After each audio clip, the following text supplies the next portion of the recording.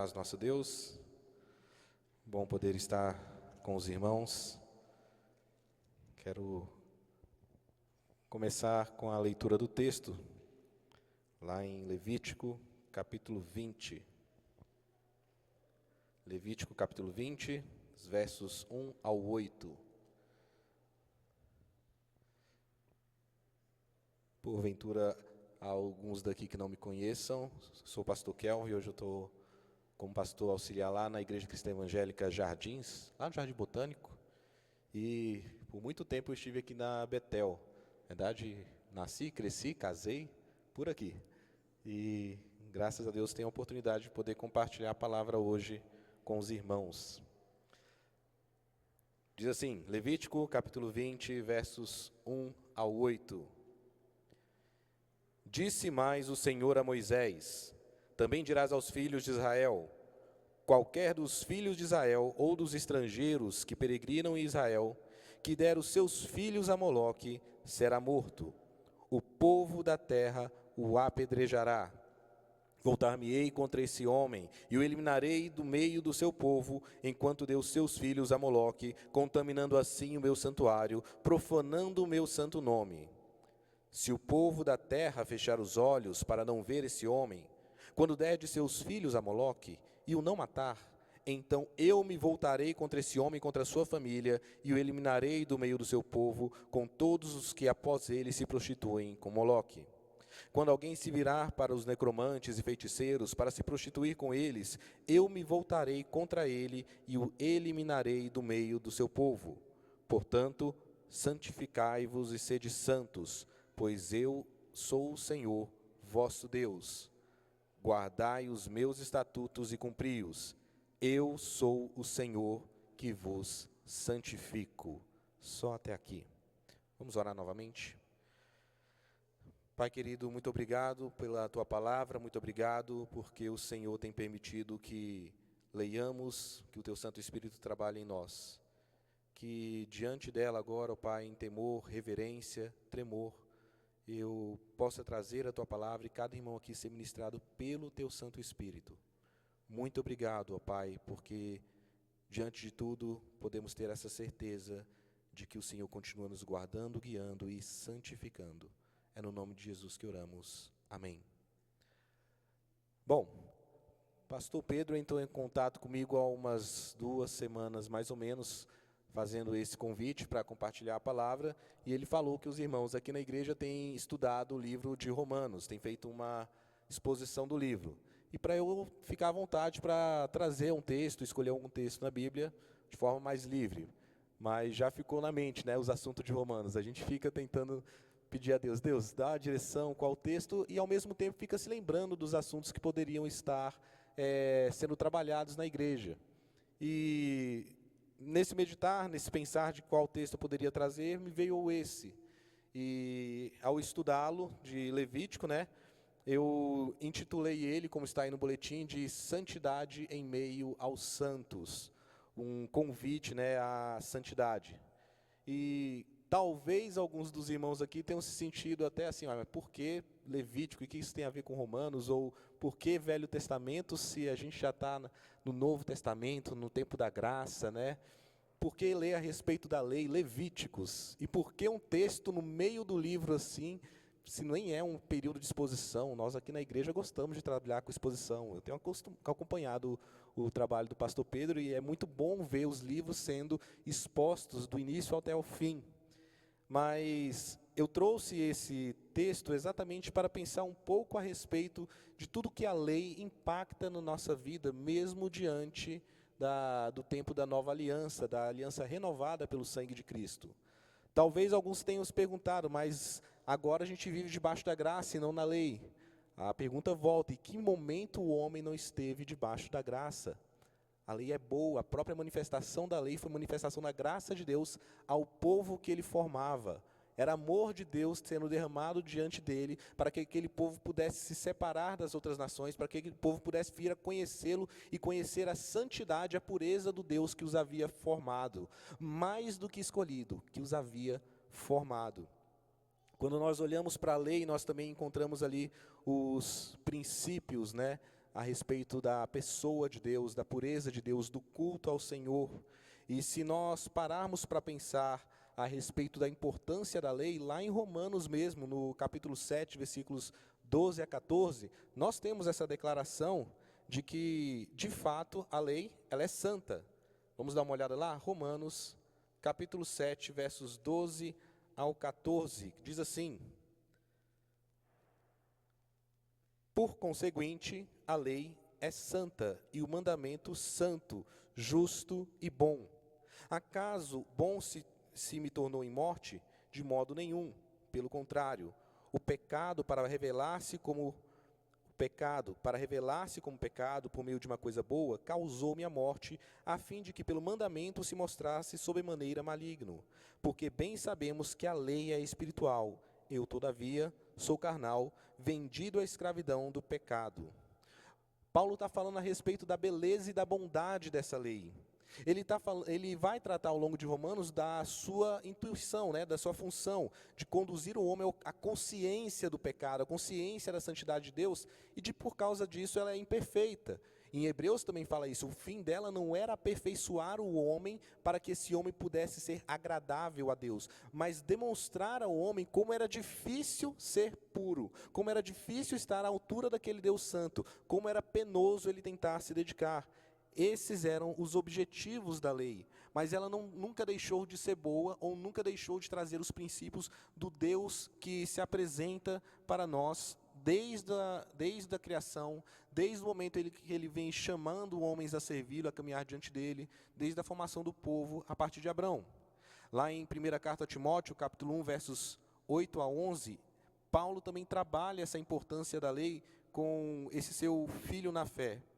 Diz assim, a partir do versículo 8, sabemos, mais uma vez ele afirma, que a lei é boa, se alguém dela se utiliza de modo legítimo, tendo em vista que não se promulga lei para quem é justo, mas para transgressores, rebeldes, irreverentes, pecadores, ímpios, profanos, parricidas e matricidas, homicidas, impuros, sodomitas, raptores de homens, mentirosos, perjuros, e para tudo quanto se opõe à sã doutrina, segundo o evangelho da glória de Deus, bendito do qual fui encarregado. Ele vem trabalhando então que a função da lei, desde o dia em que foi entregue diante do povo por intermédio de Moisés, era apontar para a condenação daqueles que contrariavam a sã doutrina, que contrariavam a vontade de Deus, que caminhavam em oposição a ela. E por isso ela carregava as suas maldições, as suas condenações. Não de que esta lei, de alguma maneira, viesse a ter condições de trazer consigo salvação ao homem. Na verdade, ela previa ações para todo tipo de contravenção. Se a gente for trazer para o dia a dia, a lei mais operosa, ou a lei que não cai em desuso, é a lei cuja a aplicação da pena pode ser tangibilizada, pode ser vista de forma clara. Quando uma lei não tem uma aplicação de pena clara, imediata, ela cai em desuso, a gente perde ela de vista. Porque a lei é isso, a lei é para quem vem com contravenção, a lei é para o caído, é para o homem pecador, e ele perceber a sua distância de Deus. Romanos, Paulo vai trabalhar isso de várias maneiras, para que o homem deixasse de confiar nas condenações ou nas práticas que a lei previa, para entregar a sua vida à graça ministrada pelo sacrifício de Cristo, que por meio desta fé ele viria a alcançar salvação, mas ele não vem pregar contra a lei como se a lei fosse vazia de significado. Por várias vezes, em vários livros, ele declara, é boa, é palavra de Deus. E, por fim, ainda citando Romanos 10, 4, fala ainda qual que é o principal fim da lei. O fim da lei é apontar para Cristo.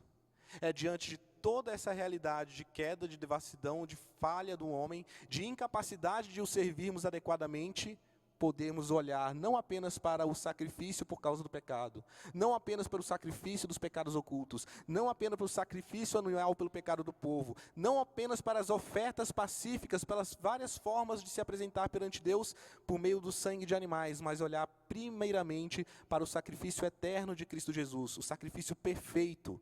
Aqueles sacrifícios eram sombra desse sacrifício perfeito. O fim da lei é esse, Paulo fala. O fim da lei é Cristo, para justificação de todo aquele que crê. Por isso é importante olharmos ainda para Levítico.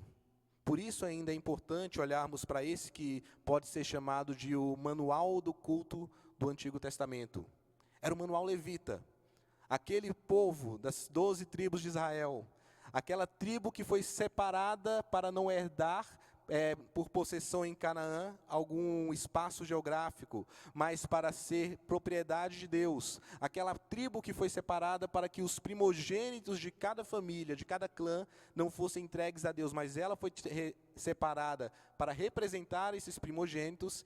Esses levitas que cuidavam do culto do Senhor recebem através desse livro de Moisés o manual do culto, de como deveriam se apresentar diante de Deus. E se pudermos separar, existem 4 momentos específicos nesse livro. Os 2 primeiros, eles trabalham como se aproximar de Deus. Se a gente olhar do capítulo 1 até o 16 do livro de Levítico, nós temos algumas declarações de como deve ser o povo que se aproxima de Deus, como esse povo precisa se santificar, como o sacerdote deve ser consagrado, como ser santo, como chegar perto de Deus, como ter autorização para isso, o que deve ser sacrificado, o que deve ser abandonado, o que deve ser feito. E a outra metade, do 17 até o 27, trabalha de como permanecer. Na primeira parte, a gente vai ter ali rituais, a declaração do que é puro, do que não é. E na segunda parte, a gente vai ter, entre outras coisas, as regulações da pureza, de como manter a pureza e a coerência que há entre uma vida que realmente serve a Deus e aquela que não há, que não serve a Deus, que não observa os seus mandamentos. O livro de Levítico se divide basicamente assim, do 1 ao 16, como santificar o povo para se aproximar de Deus. Do 16 em diante, como permanecer em santidade, como buscar essa constância. E eu pergunto aos irmãos, quem é que hoje nos aproxima de Deus? E quem é que nos garante que possamos permanecer na presença dEle, senão o Santo Espírito de Cristo? Se não é pelo sangue dEle derramado, aquele sangue que uma vez no Antigo Testamento, o sangue de bodes, de animais, de cabras, era derramado, e o sangue de uma ovelha era derramado para poder ungir o sacerdote, aquele sacerdote ser habilitado a estar diante de Deus. Hoje nós somos habilitados a estarmos diante de Deus por causa do sangue derramado de Cristo Jesus. E somos habilitados e sustentados nessa mesma presença por causa do convencimento do Espírito Santo, do convencimento da justiça e do juízo vindouro, por causa da capacitação dele, por causa do fruto que ele manifesta em nós, da alegria, do amor, da bondade, da benignidade, da mansidão, da fidelidade, do domínio próprio, conforme lemos em Gálatas 5. Esse Espírito é o que habilita-nos a continuamente estar na presença do Senhor. Quando olhamos para Levítico, conseguimos recuperar princípios que apontam claramente para esse Cristo e para esse Espírito que nos mantém em santidade e nos faz crescer em santidade. Então, se uma primeira orientação que eu posso dar a vocês hoje é: não fechem os olhos para a palavra de Deus, não fechem os olhos para o Antigo Testamento, continua sendo a palavra de Deus. É verdade que naquele momento havia uma aliança baseada na expectativa da vinda do Cristo, e hoje vivemos na aliança de um Cristo que já se manifestou, que renovou essa aliança pelo seu sangue, e que hoje podemos, por meio dessa graça do seu Santo Espírito, que não apenas fala ao nosso redor, mas habita em nós, ter intimidade e acesso direto ao Pai. Mas ainda assim, o Antigo Testamento continua sendo palavra de Deus, boa, do qual podemos tirar princípios para o nosso dia a dia. Avançando então no texto, queria trabalhar com vocês 4 orientações objetivas, 4 pontos específicos que podemos tirar desse texto. E o primeiro está dos versículos 1 ao 3. Vamos dar uma lida mais uma vez. Versículos 1 ao 3 do capítulo 20, diz: Disse mais o Senhor a Moisés: também dirá aos filhos de Israel: qualquer dos filhos de Israel ou dos estrangeiros que peregrinam em Israel, que der seus filhos a Moloque, será morto. O povo da terra o apedrejará. Voltar-me-ei contra esse homem e o eliminarei do meio do meu povo, porquanto deu os seus filhos a Moloque, contaminando assim o meu santuário e profanando o meu santo nome. Primeiro ponto, não deve haver idolatria. Você deve falar assim, ok, isso é fácil, Moloque, não tem nenhum aqui perto. Quem era Moloque? Era aquele ídolo, né, com feição de boi, de um animal de chifres ali, que no ventre era aberto para que ali fossem depositados as crianças e ali eram assadas, cozidas. E aqui o texto é uma repreensão imediata. Quem ofereceu seus filhos em sacrifício a Moloque, esse deverá ser extirpado do povo. Esse deverá ser morto, ele e seus familiares, arranquem isso do meio de vocês. Não contaminem o meu arraial, não contaminem o meu santuário, não se contaminem, vocês são o meu povo. Repreendam isso. Desde o chamado de Abrão, desde a sua provação junto a Isaac, Deus está declarando ali que essa prática não é uma prática que ele aceita, que ele aprova. Ele não quer sacrifício de crianças, não quer, e isso o separaria claramente dos demais ídolos que o Canaã, que o povo no Egito adorava. Moloque é um deus antigo que não se conhece muito bem a origem, que momento surgiu, mas ele traz a ideia de Meleque, rei, com vergonha. O rei ou aquele que alcança sucesso por meio de sacrifícios vergonhosos. O culto a Moloque era realizado por meio desse sacrifício de crianças, por meio de cultos cheios de prostituição, cheios de comportamentos imorais. E esse personagem específico, ele se espalhou por toda a Ásia e foi encontrado até na África, essa mesma imagem com os mesmos caracteres. Era um deus, vamos dizer assim, muito conhecido daquela época. E o Senhor vem falar direto a ele. Direto com relação ao que os homens conheciam daquelas práticas, de abrirem mão dos seus filhos para que eles morressem, a fim de que eles alcançassem algum tipo de vitória, algum tipo de sucesso, como uma barganha, uma troca. É isso, rei vergonhoso, aquele que alcança a vitória de modo vergonhoso. A ideia de Moloque é essa. E os homens ali estavam sendo repreendidos para que não aceitassem que isso continuasse. Lembrem do contexto da lei. Um povo que vem de 400 anos de Egito. Um povo que vem de 400 anos vivendo debaixo do comportamento de homens pagãos, pessoas que adoravam a vários deuses, influenciados por uma cultura e que estariam entrando logo em meio a Canaã, um outro local onde o paganismo, onde os sacrifícios a ídolos eram constantes. Deus estava chamando a atenção deles para essa santidade. Vocês entenderam como precisavam se aproximar de mim.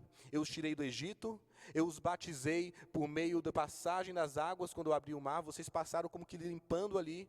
Eu os vim os lavando até este momento. Vocês se apresentaram diante do meu monte, viram o terror da minha santidade e viram a importância de Moisés para mediar entre mim e vocês. Agora ouçam. Eu estou santificando vocês, permaneçam assim, afastem-se do sacrifício a ídolos. Amém, pastor, isso é fácil. A idolatria é algo fácil de se identificar, e ainda mais no contexto de tentar sacrificar um filho para obter vantagem. Nem na nossa cultura isso é mais aceito. Brasil, não. A gente até tem umas religiões, mas sacrificar crianças, não, isso não faz mais parte do nosso dia a dia. E eu pergunto, será? Será que nós apenas não temos mudado a forma de abrir mão da vida dos nossos filhos, a fim de que nós mesmos alcancemos o melhor ou maior status ou reconhecimento? Não é muito difícil você ver alguém chegando e colocando o filho na posição de ser morto, sacrificado dentro da barriga de um ídolo de metal. É verdade, você não vai conseguir encontrar isso. Mas quantos de nós não temos depositado os nossos filhos para a morte ao abrir mão da vida dele diante de Deus? Quantos de nós não temos aberto mão da forma de ensinar, de criar, ao colocar e depositar os nossos filhos dia após dia em cursinhos, em trabalhos, em estudos, em coisas que vão guiá-los numa cosmovisão humanista, numa cosmovisão que o afasta de Deus, e até mesmo negligenciamos o nosso discipulado com Ele, negligenciamos as devocionais e as orientações que fazemos em meio ao mundo, porque vivemos em meio ao mundo. Até mesmo nos justificamos, alguns ainda justificam, né? Não, meu filho não participa de todas as reuniões, ou eu abro mão de levá-lo aos domingos na igreja, porque ele está cansado. Meu filho está com 11 anos, é prova o tempo inteiro. A gente abre mão de levar ele na igreja, porque no outro dia ele acorda cedo. Vocês depositam os filhos diante de ídolos. O ídolo que vai mostrar que o meu filho passou primeiro num concurso tal, que o meu filho aprendeu tal e tal língua, que o meu filho é assim. Você se coloca num status e você sequer se envergonha disso, de conhecer um Deus que se revelou, mas que você prefere depositar o seu filho, depositar aquele sobre o qual você tem uma responsabilidade diante do Senhor, a esses ídolos do consumismo, os ídolos do sucesso financeiro, profissional e status, do que se responsabilizar e trazê-los para o cuidado. Talvez não seja fácil você identificar se você procura apenas cabeças de bois, ídolos de ferro, mas quando nós olhamos para o nosso coração, nós conseguimos perceber se por acaso há algum tipo de idolatria ao modus vivendi do Distrito Federal. Fui criado aqui. O sussurro de todos e o ensino dos pais na minha vida a respeito do concurso público, do sucesso profissional e financeiro, impactava até com relação ao casamento. E eu criado na Cristã Evangélica Betel. Lembro de falas específicas a respeito de você precisa disso até para você casar bem. Vindo de pais. Isso é ruim. Isso é mal. Isso demonstra uma idolatria que está escondida. Um comportamento de, não, eu pertenço a Deus, entrego as minhas ofertas continuamente, porém, para que eu alcance o melhor sucesso, para que eu me satisfaça às vezes, coisas que eu não vivi, coisas que eu não tive, eu consiga proporcionar aos meus filhos, eu os deposito e eu os sacrifico aos ídolos deste mundo. Não estou tentando fazer aqui uma alusão entre Moloque e Baal. Lembra, Baal era um ídolo voltado à questão de dinheiro. Não é a respeito especificamente disso, mas a respeito de status. Moloque tem a ver com status. A gente pode abranger toda a questão de idolatria. Sim, é prático, é viável, é próprio. Mas o que eu estou falando aqui é de que como nós muitas vezes escolhemos práticas vergonhosas apenas para alimentar o nosso status, a nossa imagem diante do mundo. Isso ainda é adoração a Moloque. Você quer se mostrar como um pai que foi capaz de guiar o seu filho ou alguém que você está ingerindo a uma posição maior e você acompanha ele naquilo. Essa repreensão aqui de Levítico é imediatamente aplicada a nós. Não deve haver idolatria. Não pegue o seu filho, não pegue aquilo que está sobre a sua responsabilidade. E se aqueles que ainda não casaram e ainda não tiveram filhos puderem fazer essa aplicação, perceba se você tem aplicado a sua vida nessa direção, de sacrificar-se em favor daquilo que você mais valoriza, ao invés de se entregar diante de Deus.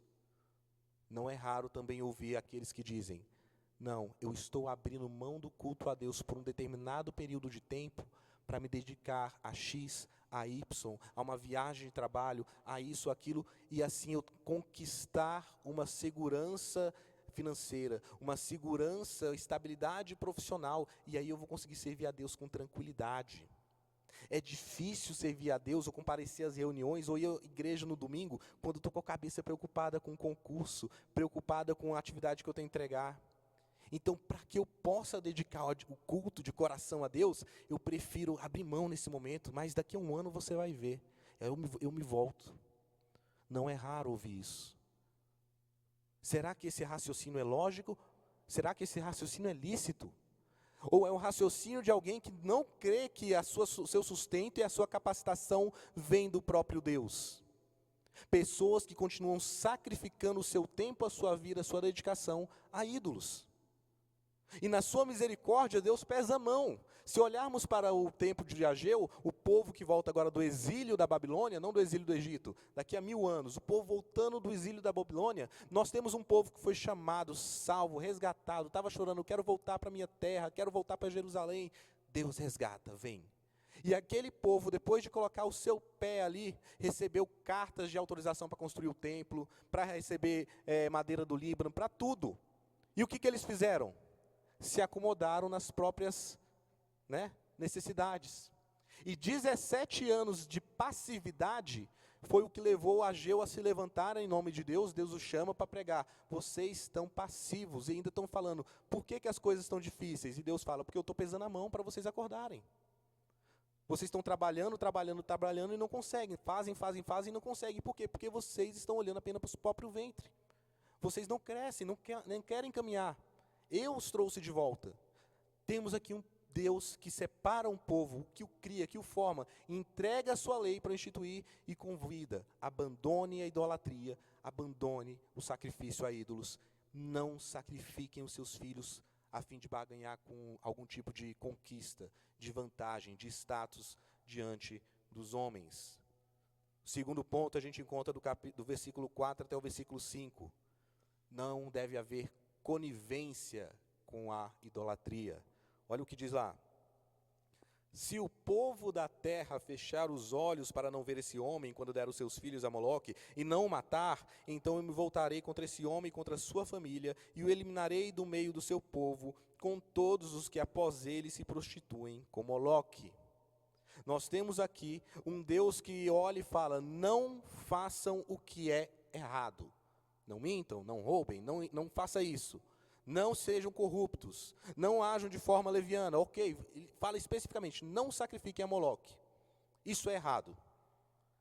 Em seguida ele diz, ei, vocês que estão vendo pessoas falhando, pecando, pessoas sacrificando a Moloque, não sejam coniventes. Essa repreensão é para todo o povo, não é apenas para o levita, não é apenas para o sacerdote que precisava o quê? Regular, observar, decretar o juízo, a execução da pena. É para todo o povo deixar de ser conivente com as pessoas que ao redor continuam confiando nesses ídolos.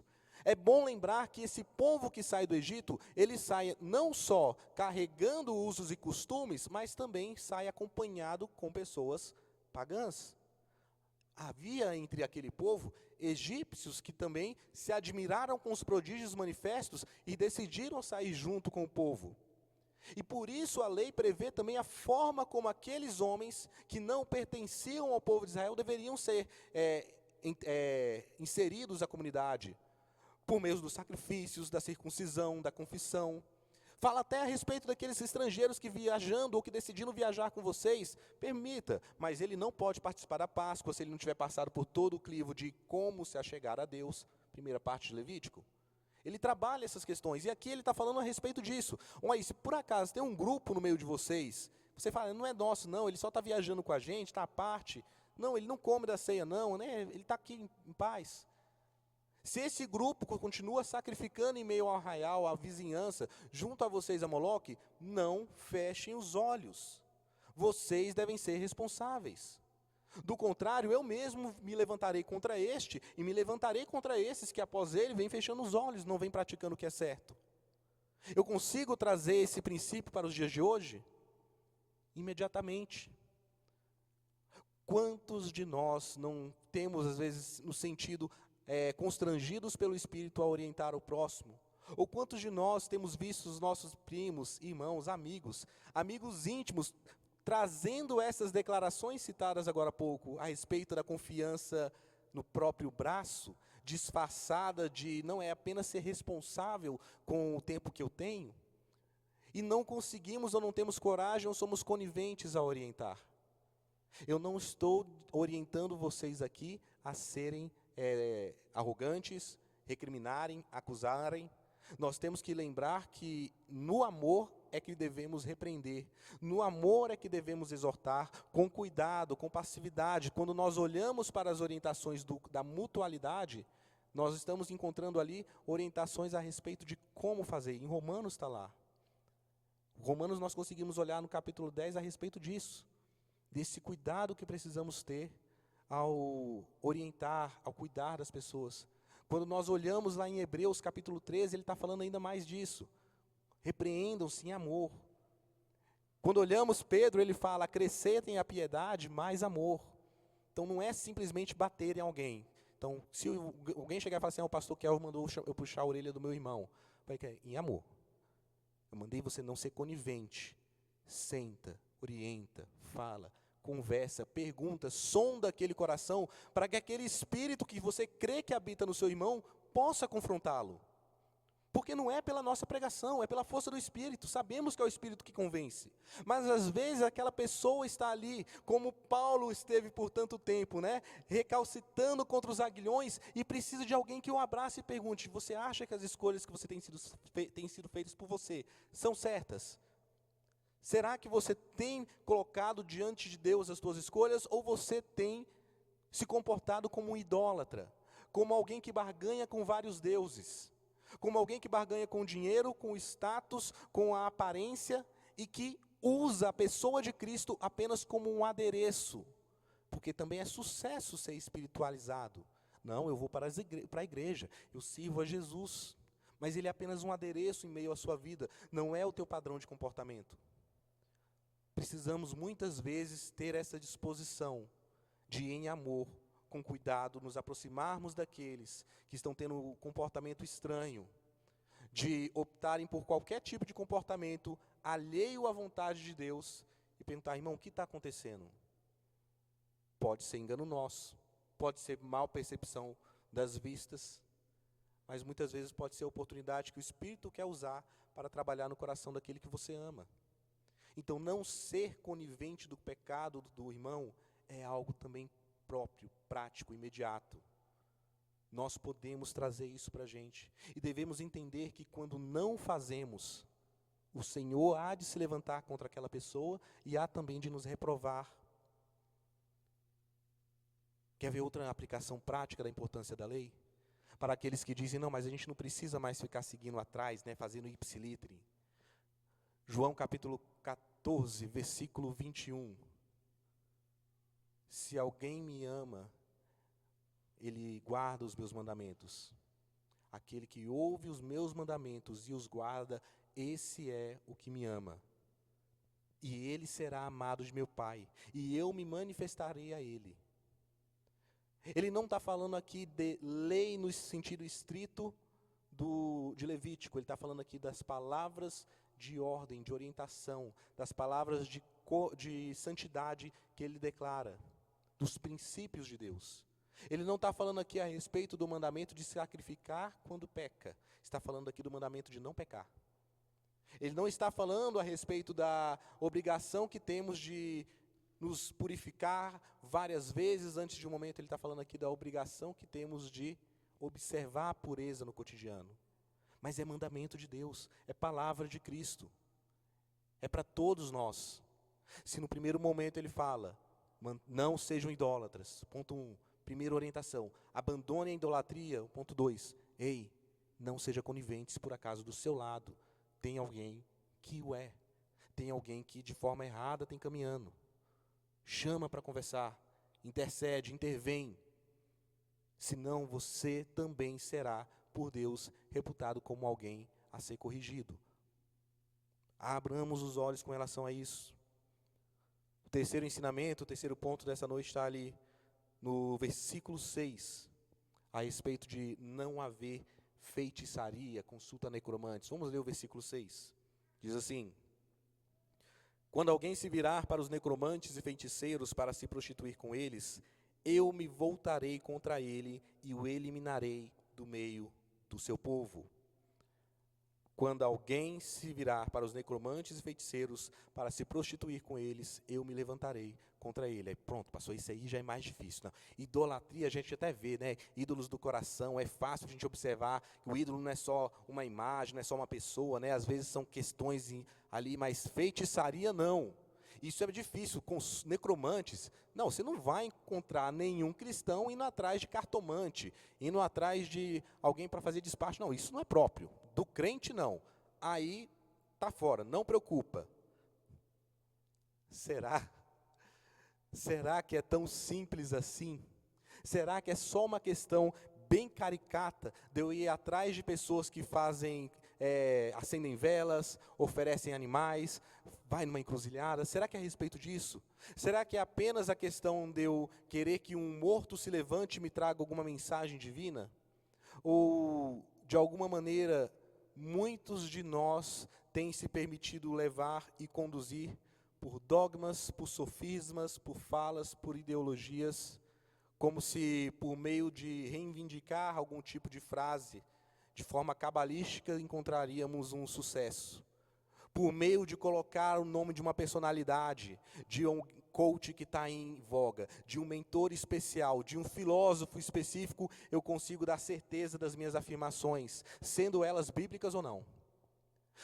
Toda vez que eu ou você voltamos as nossas atenções para buscar no conhecimento e nas vãs filosofias humanas, o motivo de ação, o motivo de sucesso, ou uma fórmula mística para alcançar os nossos objetivos, nós estamos trabalhando nessa busca por meio de necromantes e feiticeiros, estamos nos prostituindo. E eu não estou falando aqui de ciência, matemática, física, não.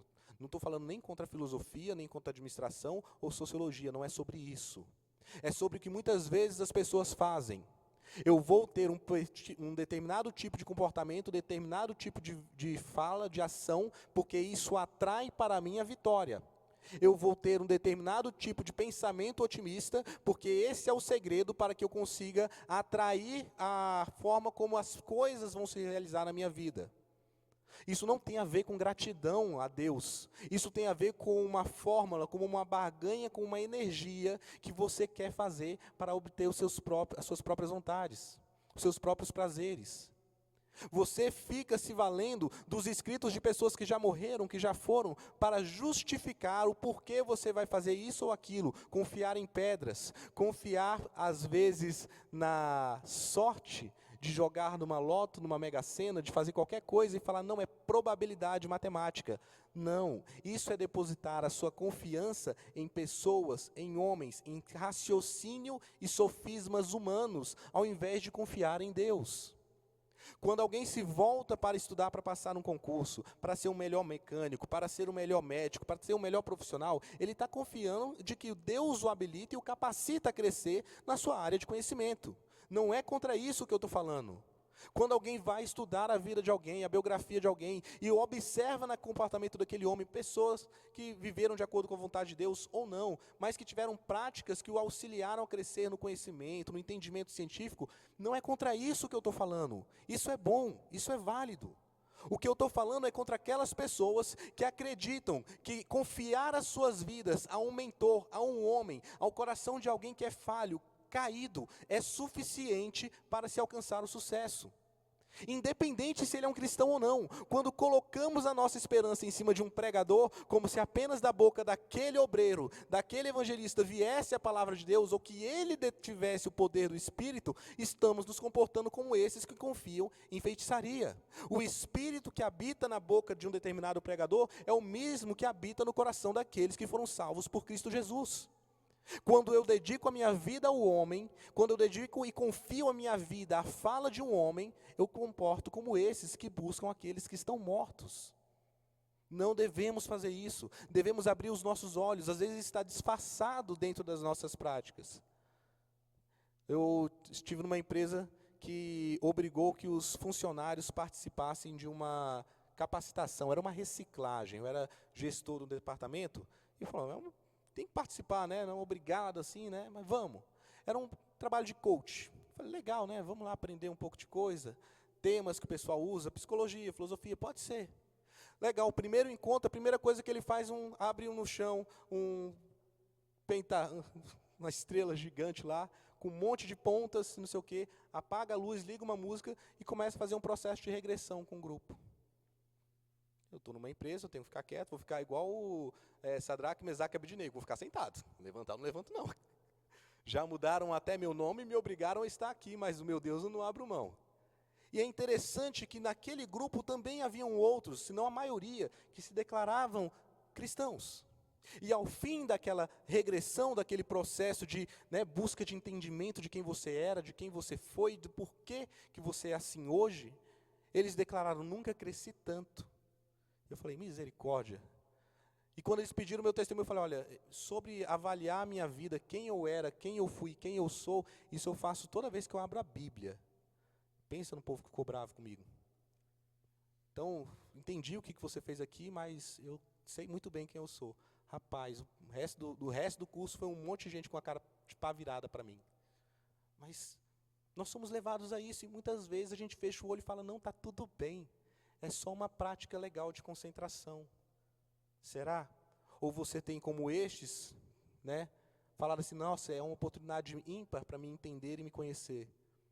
Segundo a sua visão. Segundo a sua visão egoísta. Segundo a visão humanista daquele que tem te guiado a refletir. quer refletir sobre a sua identidade, quer refletir sobre quem você é e o que você deve vir a ser, Deus o fala a respeito disso. Ele que te criou a imagem e semelhança dele, quer resgatar essa imagem caída por meio da pessoa de Cristo. Ele não quer te relegar a um profissional, ele não quer te relegar a alguém que tem um determinado dom e talento, ele quer te elevar à imagem do varão perfeito. Ele já te chamou, te salvou e te tem por filho. Quando você abandona isso para ser apenas um aspecto profissional, é um aspecto mínimo, míope da sua vida. Ele deseja te restaurar a identidade dele. Confiar nesses sofismas humanos é buscar em mortos, é buscar em feitiçaria, é prostituir o seu culto. Mais uma vez, para não ficar mal falado, não estou falando contra estudar, crescer, buscar, não é sobre isso. É sobre você confiar o seu crescimento, confiar o seu aprendizado a dogmas e sofismas humanas, como se não viesse de Deus a capacidade para você aprender e crescer. É você trocar aquilo que você é, a identidade que você tem de ter em Cristo e manifestar em Cristo, pela identidade alicerçada apenas em ganho financeiro, monetário, status, aparência, diante de um mundo. É sobre isso. Não façamos isso. Abandonemos a feitiçaria. Por fim, o último ponto, versículos 7 a 8, deve haver santidade. Versículos 7 a 8 diz: portanto, santificai-vos e sede santos, pois eu, o Senhor, vosso Deus, pois eu sou o Senhor, vosso Deus. Guardai os meus estatutos e cumpri-os, eu sou o Senhor, que vos santifico. A declaração final dessa pequena perícope, ela é animadora.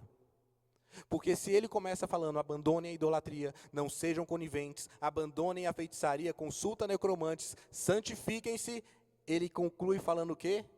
Eu sou o Senhor, que os santifico. A segurança de que alcançaremos essas coisas está alicerçada nele. Quando a lei é dada, em momento algum a pessoa de Deus é arrancada fora, ou a confiança unicamente na capacidade daquele povo recém-saído do Egito é exaltada. Deus fala o caminho que eles devem seguir, o que eles devem abandonar, mas ele diz, sejam santos, mantenham essa santidade, vocês são o meu povo.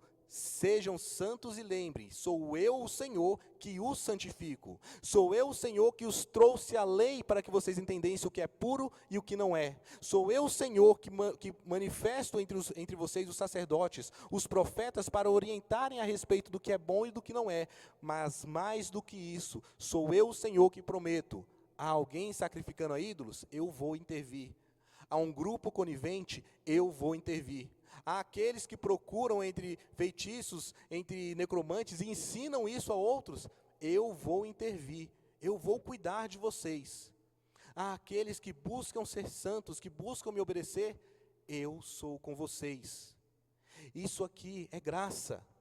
Isso é amor, Deus está declarando a respeito disso. E quando trazemos para o nosso tempo de confiados nas mãos de Deus, nas mãos de Cristo, no sangue dele, de habitação, templo, morada do Senhor. João capítulo 14 enfatiza isso, né? E se aqueles que me amam, guardam os meus mandamentos, eu e meu Pai manifestaremos a ele, e ainda fala mais no versículo 23, e falaremos nele morada. Nós vivemos num tempo especial, não é mais um tabernáculo ou um templo construído. Nós somos o templo, nós somos o tabernáculo, o lugar onde o próprio Deus habita. E como igreja somos a manifestação desse Deus. E ele diz agora, eu estou santificando vocês e eu cuido para que vocês continuem em santidade.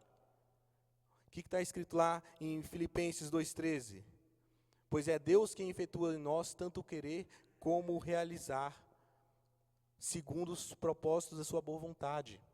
Essa segurança de que é Ele quem vai não só fazer-nos perceber os erros, fazer-nos pesar se as nossas escolhas estão adequadas, mas também nos habilitar a continuar caminhando em santidade, a mudar de direção, a agradá-lo, é algo bom demais. É algo que traz segurança, tem que trazer alegria para a gente. Temer e tremer diante de Deus pelo seu cuidado e amor por nós. Um amor que se manifesta desde a manifestação da lei, desde o Antigo Testamento, que perpetua no tempo da nova aliança. Nós somos chamados a observar e caminhar com esse Deus, a fazer isso de forma alegre, de forma satisfatória. Em João capítulo 16, versículos 7 ao 11, diz assim, João capítulo 16, versículos 7 ao 11. Eu vos digo a verdade, convém que eu vá, porque se eu não for, o Consolador não virá para vós outros. Se, porém, eu for, eu vos enviarei. Quando ele vier, convencerá o mundo do pecado, da justiça e do juízo. Do pecado, porque não crê em mim, da justiça, porque vou para o Pai, e não me vereis mais. Do juízo, porque o príncipe deste mundo já está julgado. A promessa da vinda do Espírito Santo para habitar em nós é a promessa de um Espírito que vai nos habilitar e capacitar a perceber o caminho de Deus, a perceber a ira dele contra aqueles que o negam, que negaram o seu Filho, mas também a perceber a sua misericórdia constante em nossas vidas. A vinda desse Espírito é boa, é maravilhosa, foi prometida por Cristo e nele hoje podemos confiar. Por meio desse Espírito hoje somos santificados. Por meio desse Espírito podemos continuamente ministrar e caminhar em santidade. Concluindo, que considerações podemos ter a respeito disso? Não apenas reflexões, mas de forma prática. Como eu posso, a partir de hoje, a partir de amanhã, lutar contra a idolatria, contra a conivência, contra qualquer comportamento que volte-se para a feitiçaria ou necromancia, para comportamentos que não estão de acordo com a palavra de Deus. Em primeiro momento é se voltando para ela. Quando nós olhamos em Romanos, também em Romanos, como eu falei, a partir do momento que eu sabia que vocês estavam expondo a carta, muito daqueles versículos vêm à mente. Você quer saber como se voltar para Deus? Romanos capítulo 12, versículo 1. Rogo-vos, pois, irmãos, pelas misericórdias de Deus, que apresentei os vossos corpos por sacrifício vivo, santo e agradável a Deus, que é o vosso culto racional. E não vos conformeis com este século, mas transformai-vos pela renovação da vossa mente, para experimentais qual seja a boa, agradável e perfeita vontade de Deus. Permitam-se ser lavados pelo Espírito de Deus.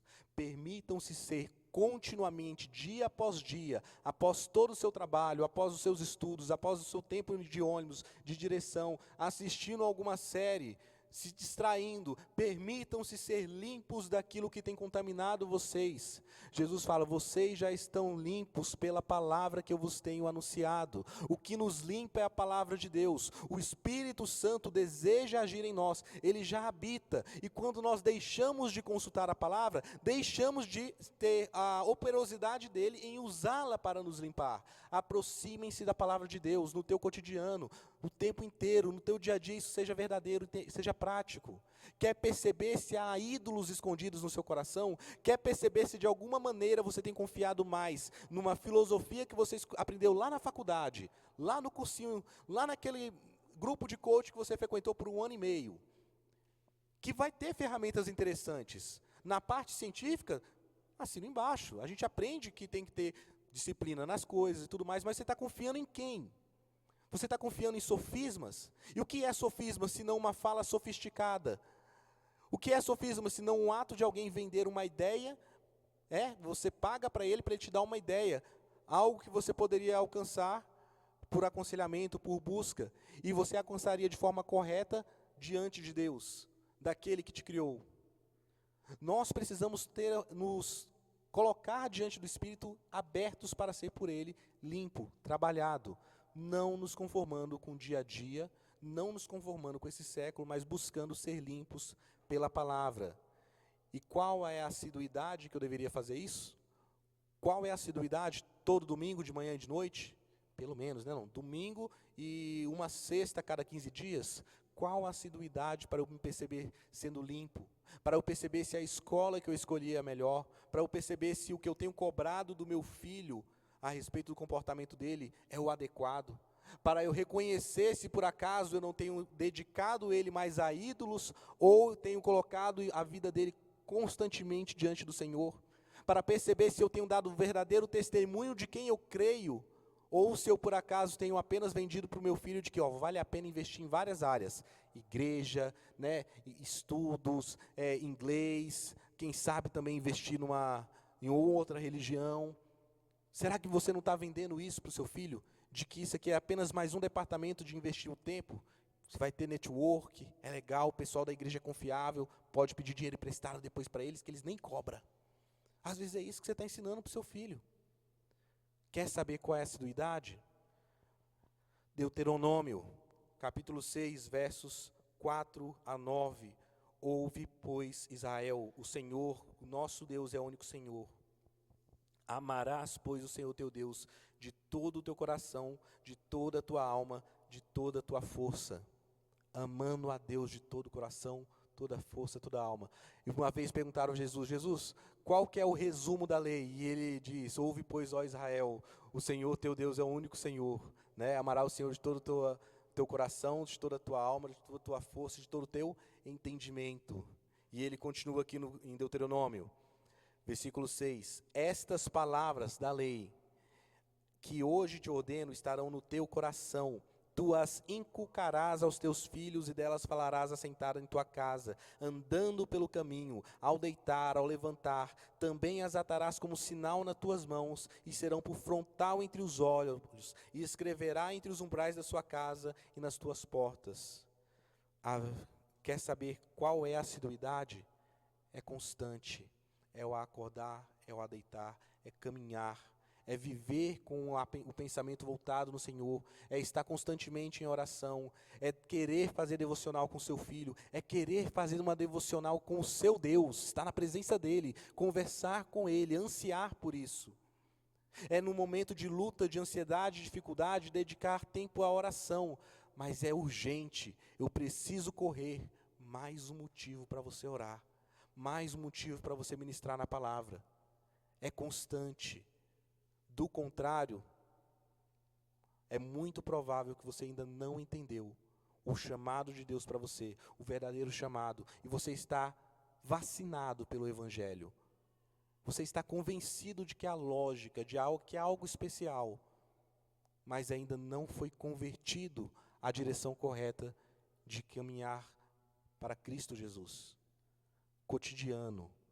Se vocês fizerem isso, vocês terão essa segurança, inclusive, de permitir que os seus filhos vão entre o mundo como ovelhas para o abatedouro. Porque é assim que Cristo confiou as nossas vidas. Ele intercede por nós e sabe que estamos caminhando em meio a um mundo mau. Um mundo que está cheio desses pecados. Mas nesse cuidado constante do Espírito, dessa lavagem pela palavra, dessa ministração diante de Deus, nós temos condições de nos livrar das amarras do maligno. Se você não faz isso, talvez você esteja enredado de alguma maneira.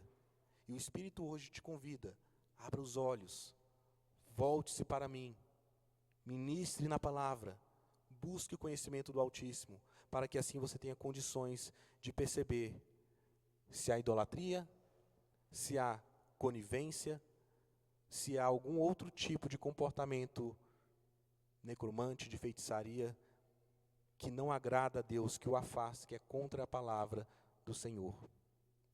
Vamos orar? Pai querido, obrigado porque a Tua palavra é viva e eficaz. Obrigado porque o Teu Santo Espírito dela usa para confrontar os nossos corações. Aquilo que o Senhor desejou hoje trabalhar na vida de cada um aqui, que seja eficaz, que seja para a Tua honra e glória, que seja de bom proveito em nosso tempo. Que essa palavra, ó Pai, possa operar conversão daqueles que ainda não entenderam o que é te servir verdadeiramente. Que possa relembrar aqueles que porventura tenham se afastado por causa das intempéries da vida, se voltarem mais uma vez para Ti. Que o Teu nome, ó Pai, possa ser exaltado em nosso meio. Que possamos, glorioso Deus, assumir novos compromissos de santificação, de crescimento e de aperfeiçoamento diante do Senhor. Peço em especial pelos pais que sejam capazes de identificar se têm sido negligentes ou não no ensino e no anúncio do Evangelho dentro das suas casas. Peço pela minha casa, pela minha vida. Não permita que eu afaste os meus olhos disso, no anseio de ver os meus filhos crescendo, sim, ganhando, vivendo. Que eu peça ter em primeiro lugar o desejo de que eles cresçam, vivam e conheçam a Ti, alcançando por meio do Teu Santo Espírito a salvação, a vida eterna. Que esse seja o meu desejo, o desejo de cada um dos que estão aqui, no cotidiano. Muito obrigado, Pai, por essa noite. É no nome de Jesus que nós oramos.